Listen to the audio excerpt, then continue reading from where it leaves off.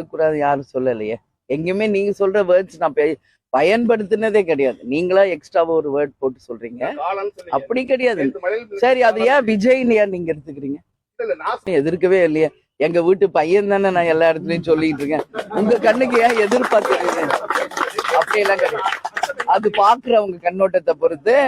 அவர் எங்க வீட்டு பையன்னு முதல் சொன்னதே நான் தான்.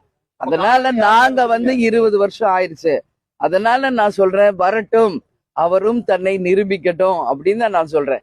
ஏன் இப்ப புதுசா ஒரு 5 கட்சி நேத்து உருவாக்கி இருக்காங்களே, நீங்க பாக்கலையா? அவங்கள நான் சொன்னேன் நீங்க நினைக்க. ஏன் நான் விஜயை தான் சொல்றேன், நீங்க ஒரு ஒற்றை பார்வையில பாக்குறீங்க? அது பார்ப்பவர்கள் கண்ணோட்டத்தை பொறுத்தது.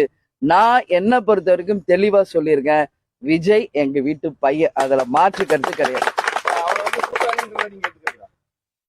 சினிமால நடிச்சவர் தானே, நான் சொல்லல அந்த வார்த்தை. யார் சொன்னாங்க எனக்கு தெரியாது.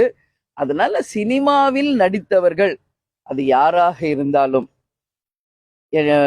புரட்சி தலைவரா இருக்கட்டும், புரட்சி கலைஞரா இருக்கட்டும், அப்படி ஒரு சொல்லுவாங்க. பட் எங்களை பொறுத்த வரைக்கும் நாங்க அப்படி ஒரு தரக்குறைவான வார்த்தைகள் நாங்க எங்கேயும் பயன்படுத்துவதும் இல்லை, பயன்படுத்த போவதும் இல்லை. புரட்சி தலைவர், புரட்சி கலைஞர் எவ்வளவு மக்களுக்கு நல்லது செய்திருக்கிறார்கள் என்பதை பார்க்கணும்.